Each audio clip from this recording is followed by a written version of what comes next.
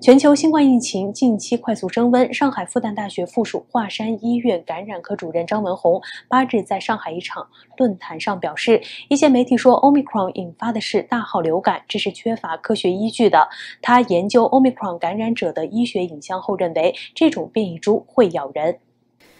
据美国约翰霍普金斯大学发布的最新统计数据，全球新冠确诊病例已经突破3亿例，距离累计感染人数达2亿例仅仅过了5个月。据官媒上官新闻报道，张文宏当日在一场公开演讲中说，有的自媒体说这个变异株引起的是大号流感，这是不足为惧的。我们复旦校友可不要人云亦云。张文宏指出，可以说 Omicron 在与免疫系统斗争后赢了。这种首先在南非发现的变异株已肆虐全球，导致很多国家和地区的感染人数大幅上升。他认为，西方国家现在之所以敢硬闯这波疫情，底气主要来自于疫苗，但效果如何有待评估。目前，美国新冠疫苗接种率接近70%，第3剂疫苗接种率为22%，因此大多数健康的年轻人渴望平安闯过这波疫情，但免疫力低下的人群前景恐不容乐观。张文宏表示，我们允许关于疫苗接种的争论，但要看到疫苗在新冠疫情防控中的作用是不可低估的。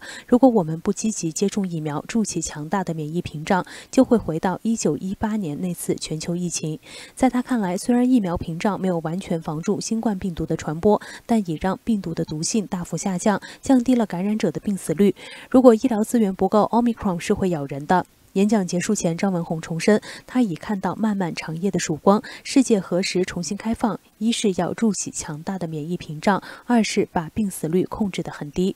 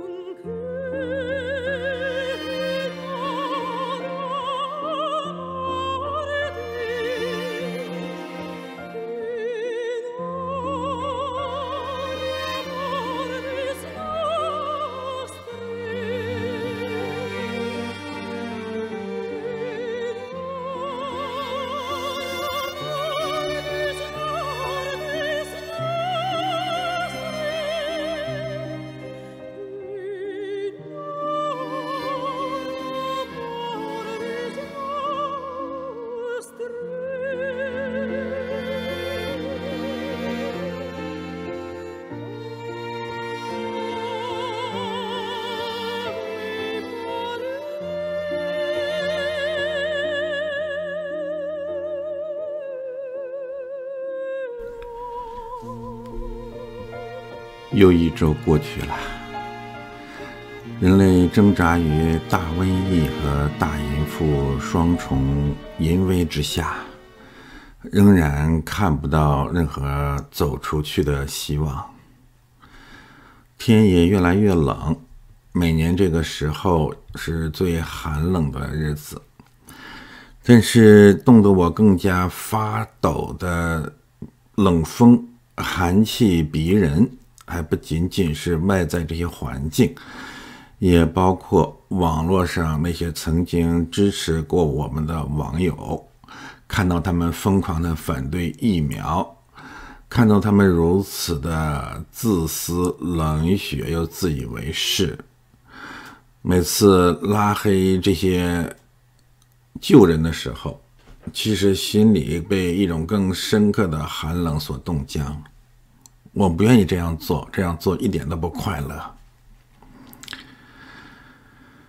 我们能说些什么呢？这真是一种似乎永远也没有办法改变的习果的龙性，巨婴，自私伪善又精明诡诈，甚至凶恶。他们不肯为了公共利益，哪怕牺牲自己一点点的所谓的自由，尽管他们这一点点的自由在漫长的习果生活当中从来都是一种奢侈，但是在那个地方他们从来也不会发出这样的抗议。这种习性不仅深深地根植于人性，也根植于埃及长期形成的奴隶传统。就说说加拿大吧，我看到一些人在抱怨说什么澳洲甚至世界上其他的所谓文明国家之下发生了所谓的文革式的法西斯式的对不打疫苗人群的暴行。我只讲我知道的。我说说加拿大，在整个的疫情期间，在这2-3年当中，我每一天都为我生活在这样的国家里面深深的感恩。我爱这个国家，它是我的祖国，它是我的国家。它不尽人意，有白左思潮的长期肆虐，但是在疫情管控方面，总体上我愿意在这里尊重所谓的君王，尊重人的一切制度。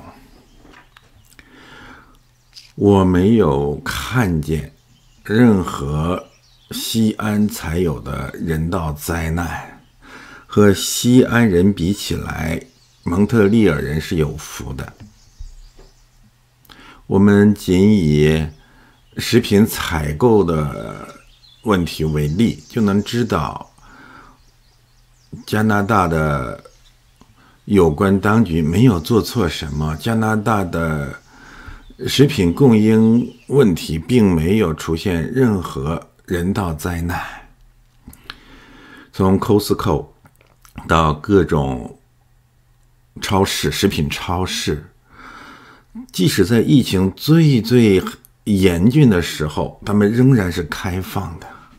我很难想象在西国，无论是私营企业还是国营企业，会对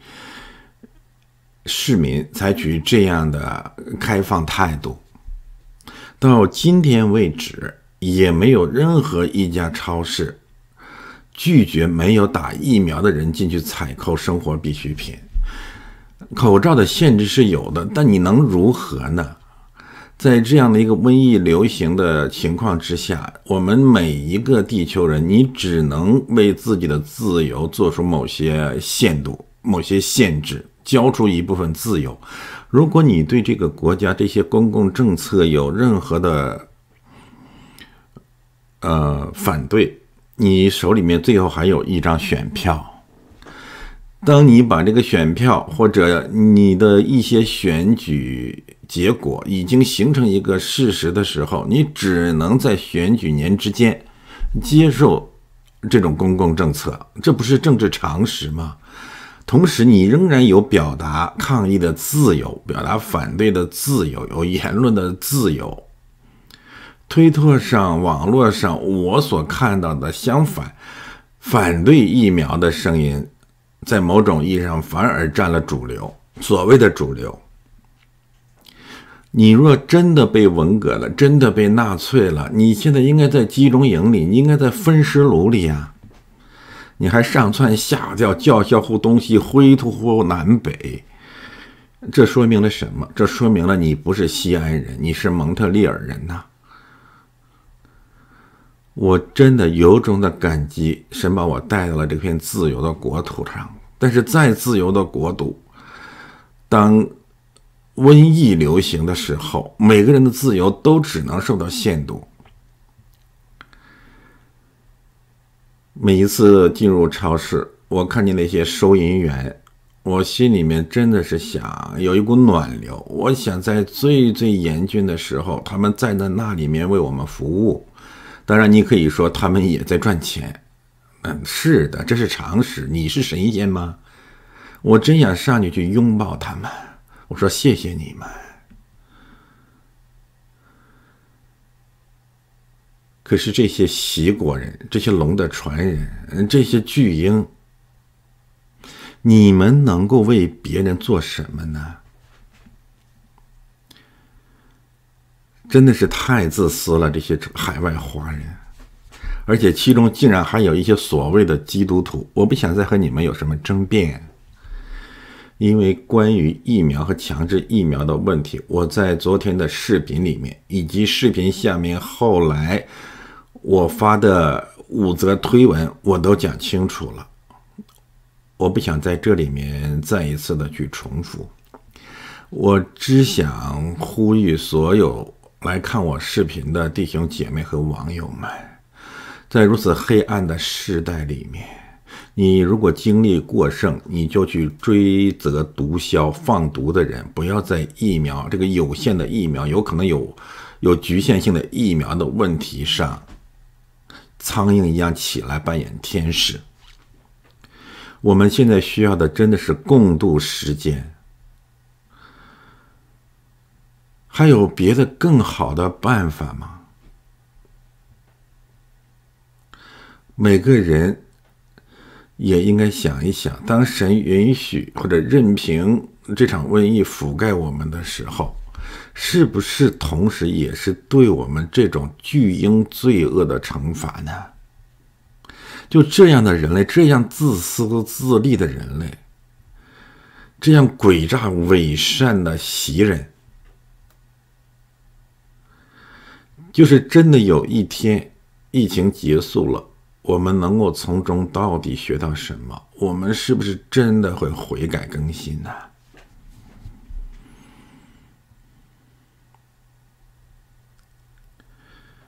？2年了，3年了，不仅习国人在习国没有悔改，习国人在西方仍然没有悔改。他们真的像被踩了尾巴一样，被针扎了一样，只要自己一点点自由受到所谓的限制，他们就会像发了疯一样，成了真正的大麻风病人。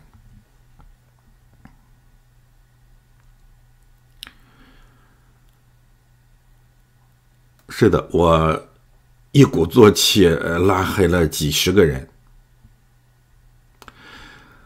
这里面是不是真的会有1-2个人能够醒来呢？我不能说我完全不抱希望，但是希望非常非常的渺茫。最根本的原因还是那个问题，就是自私。这种自私是人性，也是民族性。还是这个问题，我们每个人问一问自己。仅就加拿大而言，你遭遇了什么人道灾难？每一个公共场所也好，私人企业、私人场所也好，按照你对自由和人权的理解，难道他们没有人权和自由，对你进入他们的地盘、他们的领域做出某种限制吗？你们家无条件的向所有人开放吗？上个月我去蒙特利尔植物园去拍照片，一进门口就被拦住了，要求出示疫苗护照。我没有任何反感，因为那是人家的地方，人家有权提出这个要求。你到我们家来，你不戴护照，不戴口罩，我不会让你进来的。你没打疫苗，我允许你进来，是因为我相信你，我爱你，我怜悯你。但是我说的极端一点，最后我仍然有权利，就是你不打疫苗，你不能到我家来，这不是常识吗？你们这些所谓的反对疫苗的所谓的基督徒，其实你们的骨子里面，你们才是真正的文革和纳粹法西斯分子。什么意思？一个方面，你把你自己和自己的家、自己的私人领域看得严严的，包裹得像一个粽子；但另外一个方面，你们无条件的要求别人的领域向你们无条件的开放，你们才是大大小小的习近平。这种人移民到任何地方都是人类的灾难，这是真正的瘟疫，这是真正的病毒。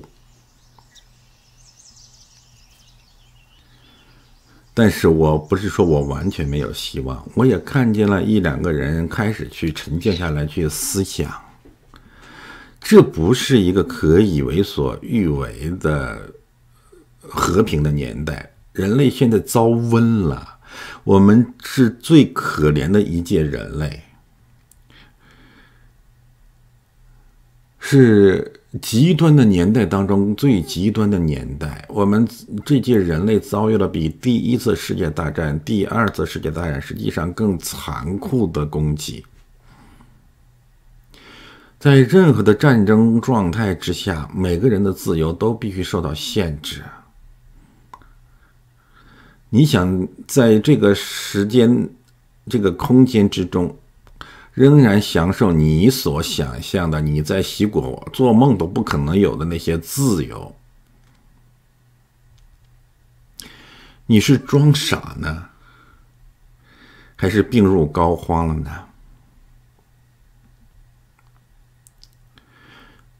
首先做一个诚实的人吧。我今天还要上街去买菜，我不敢上前去拥抱那些开门迎接我进去又服务我的那些可爱的加拿大人，但是我心里由衷的去祝福他们，感谢他们，我愿意为他们戴上口罩，我甚至也愿意为他们去注射疫苗，哪怕我可能有的时候有一点点的副作用的反应，我愿意牺牲这个方面我所谓个人的权益。求神保守加拿大，怜悯加拿大人，也求神怜悯网络上一直支持我们的弟兄姐妹。也许暂时我们之间发生了严重的分歧，但是我的推特我做主，正如你们家你做主一样。你反对强制疫苗我不管，你攻击疫苗本身，你攻击加拿大，你污蔑加拿大蒙特利尔发生了文革法西斯的人道灾难，我不会允许你在我这里随地大小便，你这个自由在我这里要受到限度。但是我仍然盼望有一天你能够明白，我当然不是神，但是我的推特我就是主人，我的空间，我的家，这是我的私人领域。我呼吁的还是那个问题，基本的诚实，基本的良心。最后我再一次建议你，关于疫苗和强制疫苗，你还有什么要争辩的，你先去看我昨天的讲道视频和视频下面的5则推文，那是我的基本立场，该说的都已经说尽了。我爱加拿大，我也爱你们。求神加倍的爱我们每一个人，也使我们真的能够明白他的爱，明白在这个至暗的年代，我们到底应该怎样去活出我们的信仰。祝福大家。